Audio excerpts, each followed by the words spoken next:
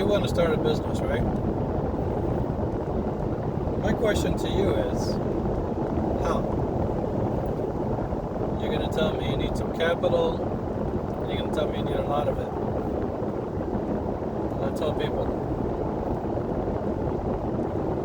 more money, more problems. That means the more money you throw at it, the more money you're wasting, because throwing money at something is not going to fix it. So yes, some things do require a definite amount. Let's say you wanted to start a restaurant. You need some kitchenware, you need kitchen tables, you need a stove, you need a refrigerator, you need a utility for gas if you're requiring natural gas. You need a fire sprinkler system. You need all these things in place for you to operate a kitchen. So yes, that has a definite amount, but sometimes there are ways for you to go around certain things, right? Let's say you wanted to open up a restaurant with a kitchen. Well, if you're serving from kitchen to table, it would make sense for you to have everything in the same place.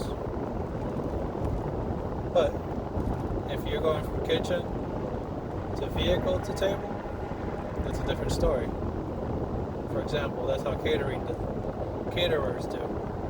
So you don't necessarily have to open up a restaurant if you want to make food for people. You just have to approach it a different kind of way. So a kitchen can be rented, right? A warehouse could be retrofitted to have all these things, and then they'll rent it to you for a certain amount or a certain, they'll rent it to you by the hour, by the day, by the month, however, whatever arrangement you can make with them. You make it to fit your budget. So if all you got is $100, if it costs $50 a day for a kitchen, there you go. You pay off your rent, you get your ingredients, and you serve your first meal.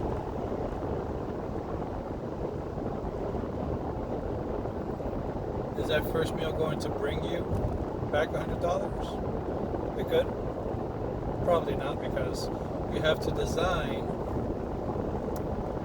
your business structure in a certain way that you can generate today what you spent today. If you cannot do that, there probably will be no tomorrow. And if your belief is that, well, there are ebbs and flows, where today you make something, tomorrow you make nothing, the day after you make something, and then for a whole month you don't make anything, and then for 3 months you make something, and somehow it compensates for each other, that's fine. But if that's not part of your plan, if you're not anticipating that to happen, then you're in hot water.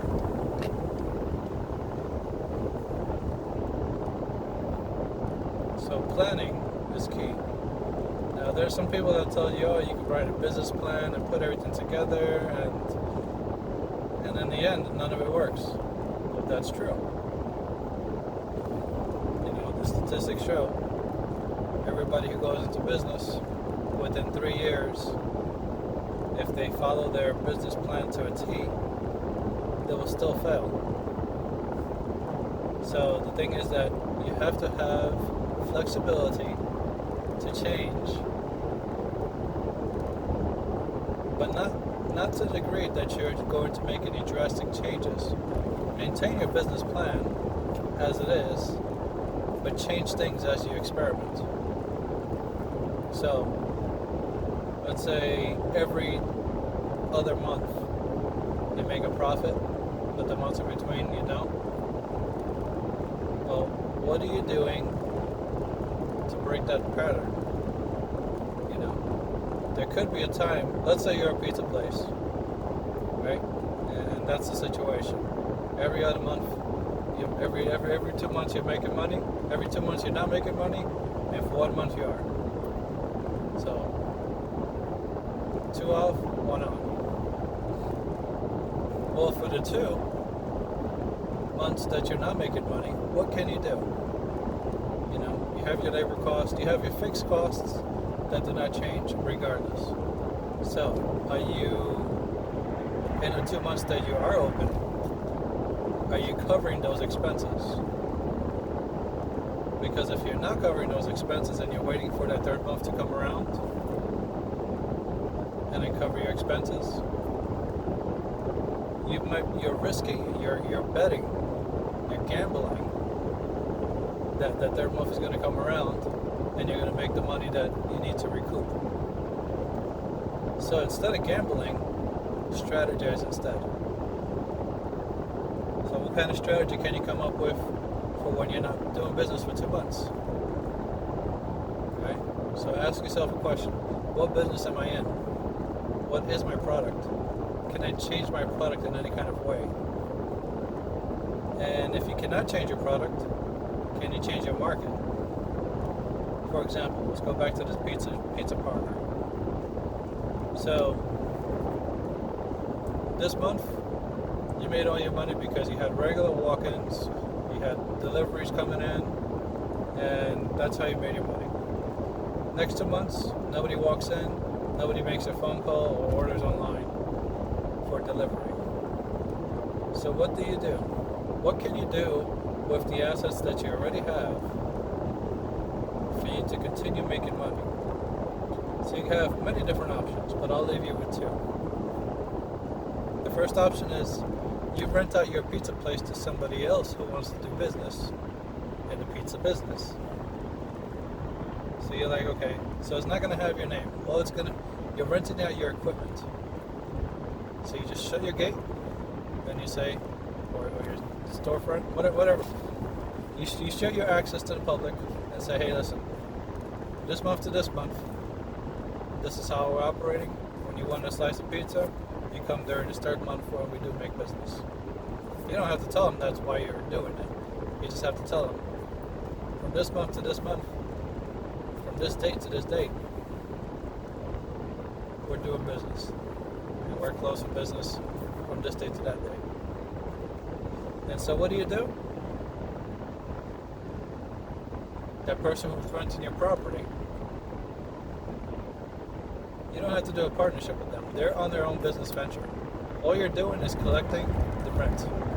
You're collecting the price that it costs to use your equipment. You're collecting the utilities. And so they could be doing something completely different. They could be doing mail order meals. Right?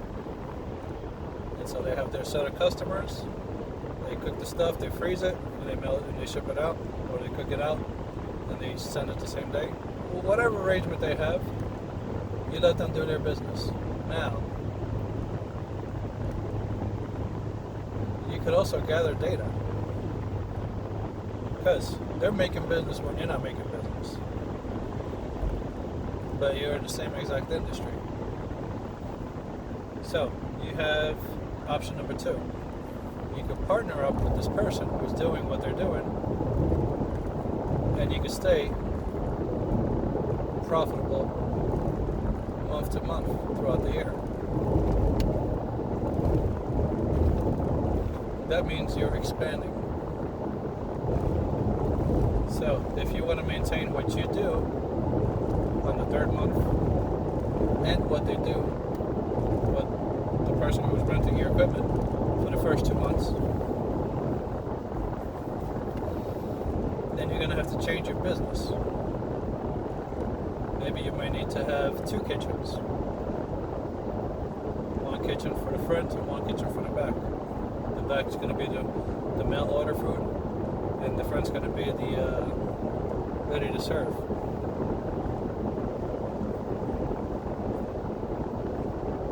So this way you can maintain your people. You can flex when you need to flex. And you don't have to close down one business to make the other business work. Because let's say the mail order business works 2 months on and 1 month off. and it coincides with what you do with your regular business. Now you filled in the gaps. So it's all about filling the gaps.